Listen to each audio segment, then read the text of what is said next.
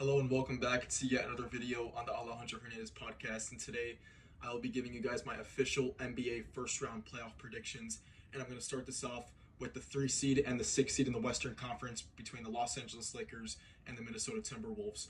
And before I give you guys my prediction, I'm just going to break down the matchups on both the offensive side of the ball and the defensive side of the ball for both sides. And let's start it off with the Lakers offense. I believe Luka Doncic is going to dominate this series the same way he did in the Western Conference Finals with the Dallas Mavericks. I believe that Jaden McDaniels is going to be his primary defender. And I believe Jaden McDaniels is simply, I wouldn't say he has the size, but he doesn't have the strength to contend with Luka Doncic once he drives into the paint.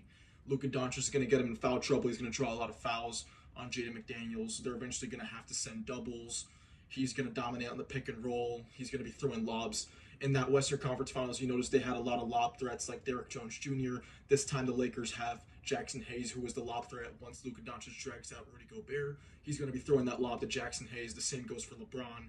He'll have the lob for LeBron open. Luka Doncic is going to shred this Timberwolves defense on offense. And then if they send doubles at Luka, then you have Austin Reeves, who's going to be one-on-one with Mike Conley on the perimeter. And I believe Austin Reeves is going to be a key factor offensively for the Lakers in this series. Because if Austin Reeves is cooking on offense, then that's going to force Chris Finch to sub in someone like Nickeil Alexander-Walker or Dante DiVincenzo, who are better perimeter defenders than Mike Conley. Now, the weakness that develops for Minnesota is on offensive side of the ball for Minnesota. Mike Conley is their point guard. He is their facilitator on offense. He is their best playmaker. So now you take Mike Conley out to guard Austin Reeves. Now on the offensive side for the Timberwolves, you have no one facilitating the offense, which is going to make Anthony Edwards the primary ball handler. And that will give the Lakers the opportunity to blitz him, to double team him, force him into turnovers, force him into bad shots. And I can just see this series going really downhill for Minnesota early on if JJ Redick can scheme around stopping Anthony Edwards and his scoring production and try to make him into a playmaker. That is going to be the key for the Lakers in this series. Another thing that I see as a problem for Minnesota is the play of Rudy Gobert, both on the offensive side and on the defensive side. He is at his best when he is running the pick and roll and setting good screens for Mike Conley. No one really on the Timberwolves outside of Mike Conley utilizes Rudy Gobert on the offensive side of the ball unless he's only really effective for offensive rebounds, which I could see him doing well in this series, but just as a form of scoring, I don't see Rudy Gobert doing that at a high level. And that's really the Lakers' biggest defensive weakness is their interior defense. I don't see Rudy Gobert taking advantage of that. And now on the defensive side of the ball, when the Lakers choose to go small and they take out Jackson Hayes and put in Dorian Finney-Smith, he's going to be at the three-point line. So whoever is able to beat their man and drive into the paint is going to draw Rudy Gobert out of the paint. Now the Lakers can kick it out to Dorian Finney-Smith, kick it out to Rui Hachimura, and they can get their three-point shooters who are consistent three-point shooters good looks. And I just see this series going so many wrong ways in favor of the Los Angeles Lakers. And I also believe this is like the best first round matchup the Lakers could have drawn, other than the Clippers, the Nuggets, and OKC, who are all on the other side of the bracket. So let's say the Lakers do make it to the Western Conference Finals. They don't have to go through OKC, Denver, or the Clippers just yet in the first round. They only have to go through the Rockets, the Warriors, and the Timberwolves. So that's why I really like the Lakers in this matchup, and I have them winning this series in 5 games. I believe they'll take both games at home. Minnesota will take one back at home, and the Lakers will finish it off Game 5 at home. And mind you, this is the first series since the bubble that a LeBron James-led Lakers team is going to have home court advantage, which I believe is a huge factor in favor of Los Angeles since they get both Game 1 and Game 2 at home. But overall, another factor I see that doesn't favor Minnesota in this series is the play of Julius Randle. He is prone to underperform in the playoffs, and I believe he won't have a great series due to the fact that his primary defender is going to be LeBron James, and he's going to have to guard LeBron. So he's going to have to exert a lot of energy on the defensive side of the ball, guarding LeBron James, and then he won't have as much offensive production left since he's exerting all that energy defending LeBron. So with all that being said, I have the Lakers winning this series in 5 games. It'll be close for the most part. I think it's going to be close. Minnesota's capable of going on runs with their three-point shooting, but if the three-point shooters are not consistent, this series could get very ugly for Minnesota. They need their shooters on point, and I believe they're capable of taking one game and taking a couple games down to the wire, but I trust the Lakers' big three to close out games late in the fourth quarter, and that's why I have the Lakers winning this series in 5 games. Now let's move on to the Eastern Conference and their matchup between the 3 and 6 seed, which is going to be the New York Knicks and the Detroit Pistons. I believe the odds makers are kind of exaggerating this in favor of the Knicks. I believe this is going to be a way closer series than the odds makers suggest. Right now, the Knicks are favored negative 425 to win the series, and I believe there's value in taking the Pistons at plus 325 to win this series because I believe it'll be a lot closer than people think. And I believe the Knicks are heavily favored due to their playoff experience. They have guys like Karl Anthony Towns, Jalen Brunson, Mikal Bridges, who have all made it to at least the conference finals in their career, while meanwhile the Pistons barely have anyone who have been on deep playoff runs, let alone all together on the same team. This is their first trip to the playoffs as a unit, which is why I believe the odds makers are favoring Knicks, which is valid, but I believe the Pistons overall basketball-wise matchup to matchup can make this a competitive series.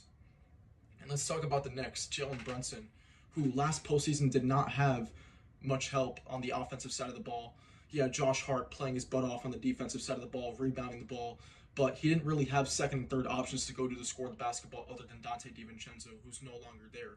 But now this year, he has a second option and a third option in Karl Anthony Towns and Mikal Bridges to score the basketball, along with OG Anunoby, who plays great defense and can look to score whenever he wants. But now I believe Jalen Brunson has help. He has Karl Anthony Towns, who averages about 23, 24, 25 points a game, and Mikal Bridges, who's a 17-point-per-game guy. So now Brunson has help. I believe that helps out the Knicks a lot on offense because now it's solely not just iso ball. He can go to other players to score. He can run the pick and pop with Karl Anthony Towns. Mikal Bridges can create his own shot. And I believe this Knicks team is deeper and a more talented team than the Pistons. And although they haven't been shooting the three well, I still believe that they're just a better offensive talented team in terms of getting their own bucket, getting their own basket. They have multiple players that they can go to late in games who can create their own shot. Now on the Pistons side of things, I don't believe they have a reliable second or third option apart from Cade Cunningham. I believe that Cade Cunningham is possibly, it's arguable right now due to the way Brunson and Cade Cunningham are playing, that you could have Cade Cunningham as the best player in this series due to the level that he's playing at right now currently. He's playing like a top 5, top 7 guard in the NBA right now currently. And I believe the major determinant factor of who's going to be, if the Pistons are going to be competitive in this series, is going to be due to the play of their star, Cade Cunningham. And I believe that he is going to have a great series, and early on especially. And I believe Tom Thibodeau is going to have to adjust defensively if he's going to want any chance of stopping Cade. Because in the regular season, he has not put OG Anunoby, who I believe is the best fitted player to guard Cade, he has not been the primary defender on Cade Cunningham, which means Cade in the regular season has gotten anything he has wanted against this Knicks defense. And I believe it's going to be the same result in the playoffs. I'm expecting a 40-point performance in either game 1 or game 2 from Cade Cunningham. He is going to break out in this postseason. He's going to put up a massive performance in the Garden. And I do believe the Pistons will steal either game 1 or game 2 in New York to start out this series. And it's going to be due to Cade Cunningham getting whatever the hell he wants against this Knicks defense. And on top of that, I believe they are the better three-point shooting team with guys like Malik Beasley coming off the bench. You got Tim Hardaway Jr. who can make tough shots. Tobias Harris, when he's on, he can make three-point shots. Isaiah Stewart is a big man who can shoot the three. They have a lot of options to shoot the three-pointer. However, just determining on how consistent they are going to be is going to be the main determinant on whether the Pistons are competitive. So the play of Cade Cunningham is a huge factor, and the three-point shooting of the Pistons role players is big. If the Pistons players are making shots, I believe the Pistons, I'd give them a decent shot at winning this series in 7 games. However, with all that being said, I do still favor the New York Knicks due to their playoff experience, due to having multiple scoring options now. With the Knicks, you pretty much have 3 guys who can score the basketball consistently, in Mikal Bridges, Karl Anthony Towns, and Jalen Brunson. On the Pistons side, you only have Cade Cunningham, which is why I give the edge to the New York Knicks, and I have them winning this series in 6 games. I believe they split at home and away in games 1 and 2 and 3 and 4. I believe they enter game 5 tied 2-2. The Knicks take game 5 and they take game 6 in Detroit and move on to the second round of the playoffs. And that is going to be the end of this video, and I'll come to you guys with part 2. Well, I'll cover the number 4 and 5 seed in the East and West and give you guys my predictions for those series. But until then, I'll see you guys next time.